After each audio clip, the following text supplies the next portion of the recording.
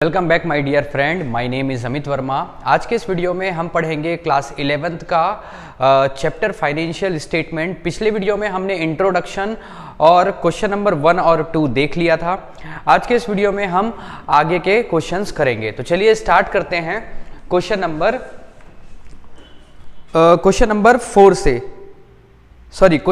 3 से।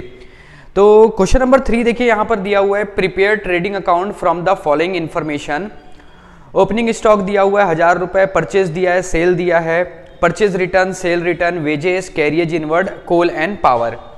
तो देखिए, ट्रेडिंग अकाउंट जो बनाते हैं हम, उसमें सारे के सारे डायरेक्ट एक्सपेंस और डायरेक्ट इनकम को लिखते हैं और उससे हमको ग्रॉस प्रॉफिट या फिर ग्रॉस लॉस मिलता है। तो पिछले वीडियो में हमने ये सारी चीज़ों को समझ लिया है। तो जो अगर ये वीडियो फर्स्ट टाइम देख रहा है तो उनसे मैं रिक्वेस्ट करूंगा कि आप पुरानी वीडियो को देखिए, ताकि मेरी बताई हुई हर एक बात बहुत अच्छे तरीके से आपको समझ आए। तो देखिए, हम यहाँ पर ट्रेडिंग अकाउंट बनाएंगे और ट्रेडिंग अकाउंट का फॉर्मेट कुछ इस तरीके से होता है। ऊपर में लिखेंगे ट्रेडिंग अकाउंट, ये हो जाएगा पर्टिकुलर अमाउंट, पर्टिकुलर अमाउंट, यहां पर ये डेबिट आएगा और उस साइड क्रेडिट। तो देखिए, सबसे पहले ओपनिंग स्टॉक दिया है 1000 रुपए का, टू ओपनिंग स्टॉक। उसके बाद दिया हुआ है टू परचेज, परचेज दिया हुआ है 5000 रुपए का, जिसको हम इनर कॉलम में लिखेंगे। और यहां पर आप देखिए परचेज रिटर्न दिया हुआ है 150 रुपए, तो उसको माइनस कर देंगे, माइनस रिटर्न 150 रुपीज, और माइनस करेंगे तो ये आ जाएगा 4850 रुपीज, 4850 रुपए आउटर कॉलम में आएगा। उसके बाद है सेल दिया हुआ है और सेल रिटर्न भी है, इस साइड लिख लेते हैं। यहां पर आता है बाई सेल, सेल का अमाउंट है 7000 रुपए, और जो रिटर्न है वो है 300 रुपए। ये ब्रैकेट में लिख रहा हूं, इसका मतलब इसको माइनस करना है। आउटर कॉलम में आ जाएगा 6700 रुपीज आउटर कॉलम में आएगा। उसके बाद वेजेस दिया हुआ है, वेजेस डायरेक्ट एक्सपेंस होता है, वेजेस है 500 रुपीज। उसके बाद दिया हुआ है carriage inward, to carriage inward IW, carriage inward दिया हुआ है 200 रुपए। बात को समझना, अगर यहां पर टू सैलरी होता तो इसको नहीं लिखते, क्योंकि सैलरी जो होता है वो इनडायरेक्ट एक्सपेंस होता है। यहां पर वेजेस दिया हुआ है तो वेजेस डायरेक्ट एक्सपेंस होता है, इसलिए हम लिखे हैं।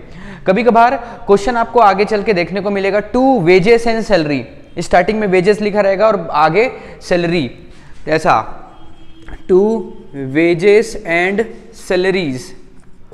अगर ये लिखा है तो ये ट्रेडिंग अकाउंट में आएगा, क्योंकि सामने यहां पर वेजेस लिखा हुआ है। और अगर ऐसा आता है टू सैलरीज एंड वेजेस, तो आप इसको प्रॉफिट एंड लॉस अकाउंट में डेबिट साइड लिखेंगे, क्योंकि स्टार्टिंग में क्या आया है, सैलरी आया है।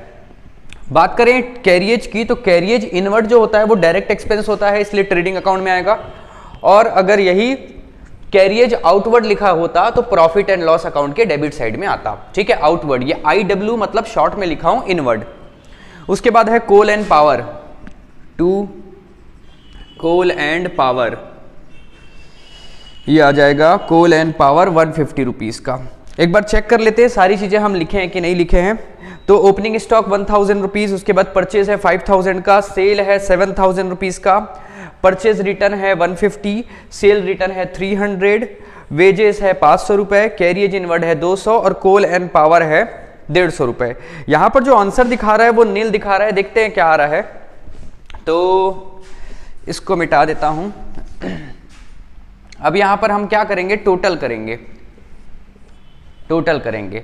तो यहां पर आ रहा है 6700 रुपए, इधर का टोटल करके देख लेते हैं कितना आ रहा है। ये 4850 और 150 हो जाएगा 5000, और ये हो गया 6000, 6,500 और 700 दोनों साइड आ रहा है 6,700 6,700। इसका मतलब कि ग्रॉस प्रॉफिट, ना ही ग्रॉस प्रॉफिट आ रहा है ना ही आपका ग्रॉस लॉस आ रहा है, मतलब कि नील है, ना ही ट्रेडिंग अकाउंट से ना ही प्रॉफिट हो रहा है ना ही लॉस हो रहा है। ठीक है, तो यहां ऐसा कुछ लिखने की जरूरत नहीं है, लेकिन अगर जैसे आंसर दिया हुआ है नील तो आप लिख सकते हैं यहां पर ग्रॉस प्रॉफिट नील, NIL नील। और ये कौन सा अमाउंट लिखते हैं तो बैलेंस अमाउंट यहां पर लिखा जाता है।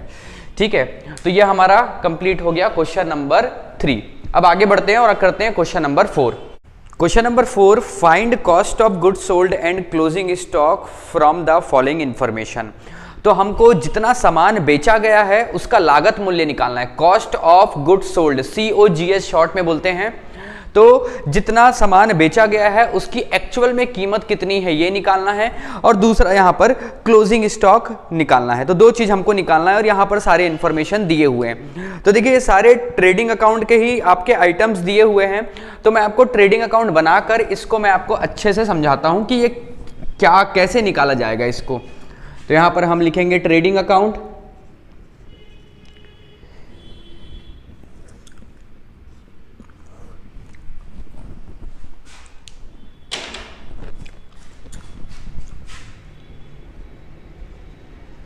पर्टिकुलर अमाउंट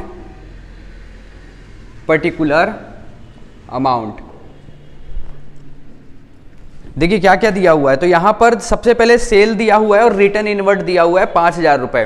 देखिए ध्यान देना, यहां पर रिटर्न इनवर्ड दिया हुआ है, रिटर्न इनवर्ड, और एक होता है रिटर्न आउटवर्ड। देखिए रिटर्न इनवर्ड जो होता है ये सेल रिटर्न होता है, और रिटर्न आउटवर्ड जो होता है वो होता है परचेज रिटर्न।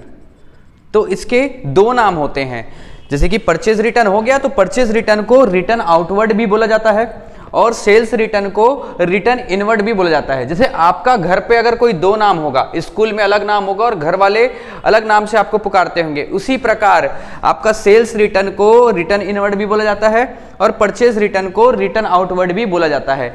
ये दोनों, इसको आप इससे कनेक्ट मत करना, एक होता है कैरिएज इनवर्ड और एक होता है कैरिएज आउटवर्ड। तो कैरिएज इनवर्ड किस में आएगा, ट्रेडिंग में आएगा, और कैरिएज आउटवर्ड किस में आएगा तो प्रॉफिट एंड लॉस अकाउंट के डेबिट साइड में आएगा। लेकिन दोनों सेम साउंड प्रोड्यूस करता है, इस वजह से कंफ्यूजन होता है एग्जाम में।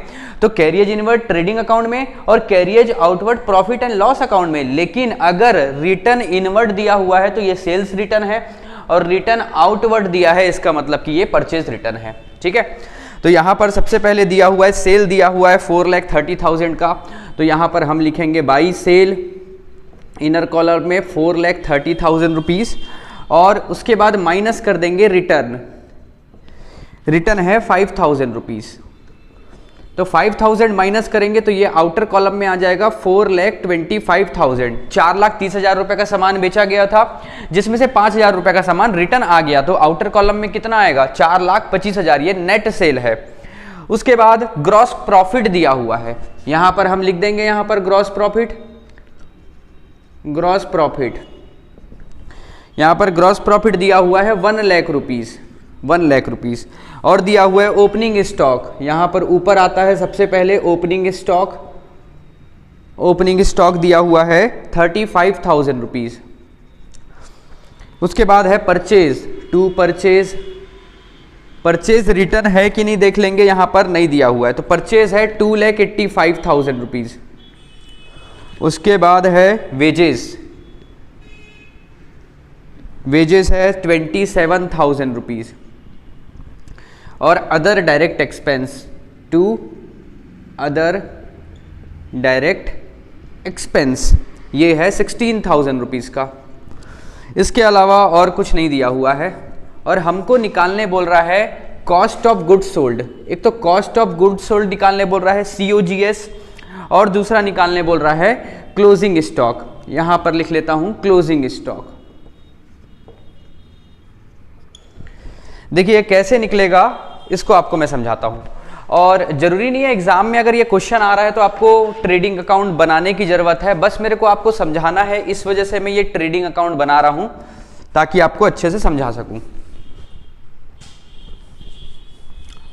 देखिए यहां पर क्या हुआ है, बाय सेल दिया हुआ है 4,25,000 रुपीज, यहां बाय क्लोजिंग स्टॉक आता है और क्लोजिंग स्टॉक नहीं दिया हुआ है। पहला तो क्लोजिंग स्टॉक निकालना है कि नहीं।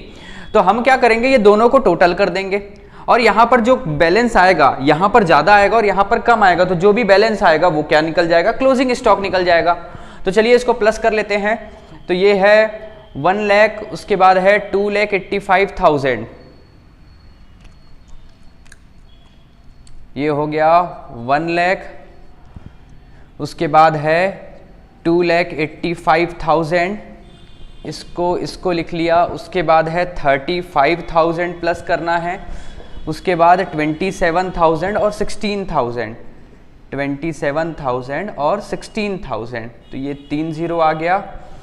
ये हो जाएगा 5 5 10 17 17 और 6 हो जाएगा 23, तो 23 का 3 कैरी और 2 यहाँ आ जाएगा। ये 2 और 8 10 13 15 16 का 6 1 2 3 4 4,63,000 रुपीज़ यहाँ का टोटल आ रहा है, 4,63,000 रुपीज़। और यहाँ कितना दिया हुआ है, 4,25,000 रुपीज़। तो यहाँ जो टोटल आया है उसको भी हम यहाँ लिखेंगे और 4,63,000 में हम माइनस कर देंगे 4,25,000 रुपीज़, माइनस कर देंगे। तो यहाँ पर आ जाएगा, कैरी आ जाएगा, तो 13 हो गया 5 6 7 8 हो जाएगा और ये 5 में 2 गया 3, 38,000 रुपीज़ का यहाँ पर क्लोजिंग स्टॉक आ रहा है। एक बार चेक कर लेते हैं आंसर सही आ रहा है कि नहीं आ रहा है। तो ठीक है, क्लोजिंग स्टॉक है 38,000 रुपीज़ का। ठीक है, तो अब बात को समझना आप। यहाँ पर हम क्या किए, ट्रेडिंग अकाउंट में जो जो हमको इन्फॉर्मेशन दिया था सारी चीज़ों को हम लिख लिए। ठीक है, और उसके बाद इस तरफ ग्रॉस प्रॉफिट कितना आ रहा है, 1 लाख। तो ऑब्वियस सी बात है यहाँ पर जो बैलेंस आया होगा इन दोनों में से इस क्रेडिट साइड ज़्यादा होगा, मतलब डायरेक्ट इनकम ज़्यादा होगा और एक्सपेंस कम होगा, तभी तो यहाँ पर ग्रॉस प्रॉफिट बैलेंस आया। अब क्या हुआ, यहाँ पर जितना है यहाँ पर भी वही वैल्यू होगा। तो यहाँ पर 4,63,000 आ रहा था, मैं यहाँ पर भी 4,63,000 लिख दिया। जो बैलेंस बचा वो क्या कहलाएगा, क्लोजिंग स्टॉक कहलाएगा। ठीक है, तो हमको क्लोजिंग स्टॉक निकालने बोला था, तो क्लोजिंग स्टॉक हम निकाल लिए 38,000 रुपीज़।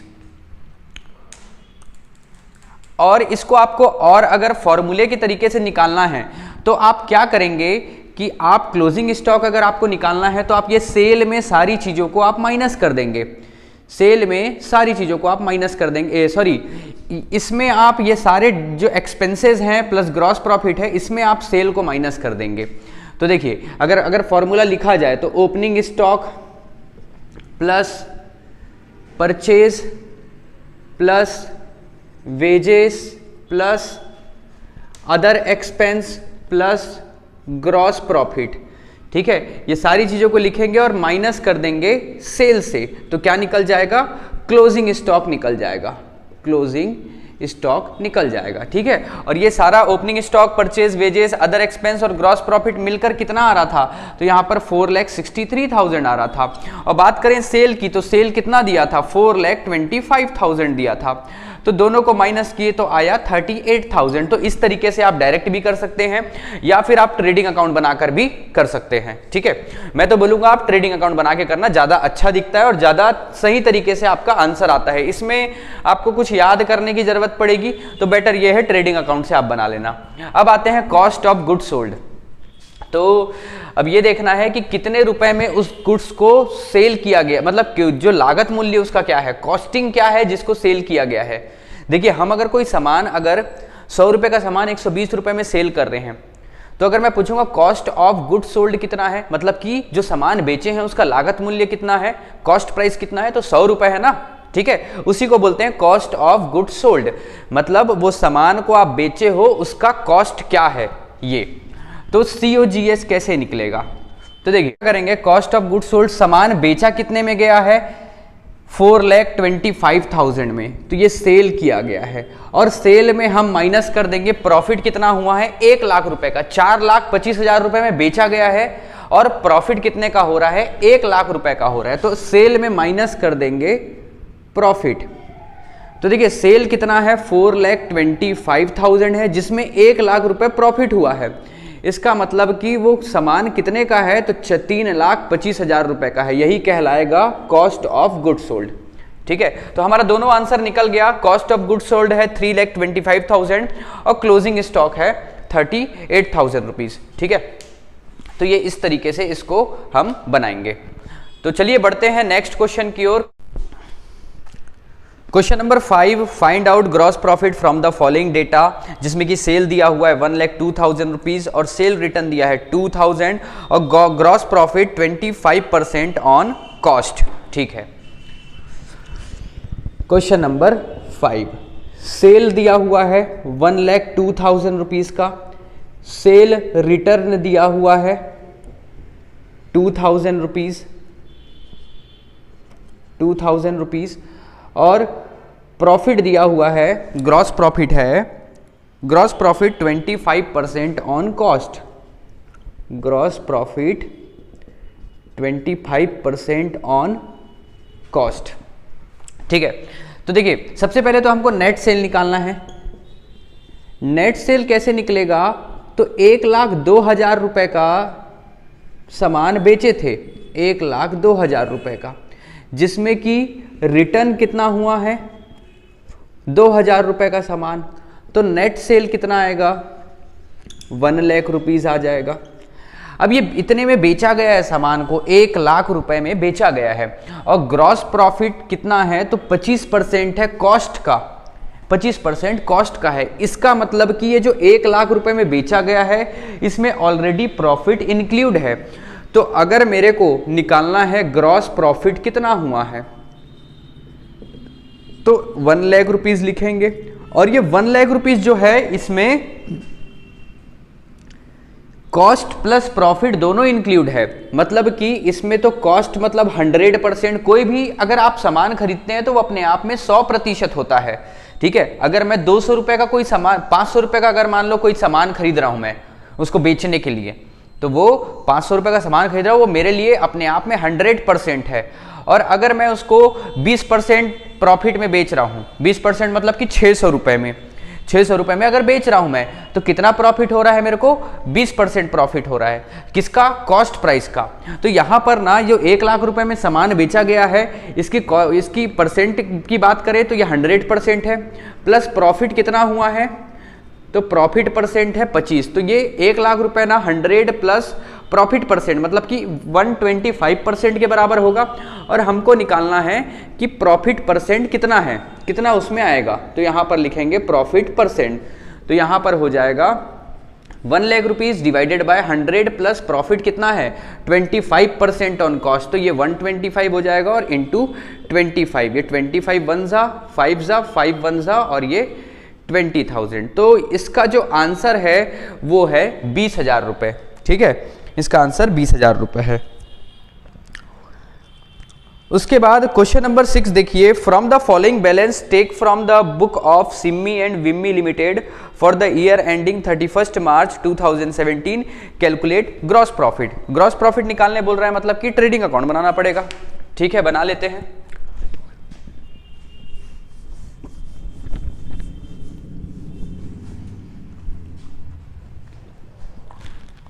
क्वेश्चन नंबर 6 में है ओपनिंग स्टॉक।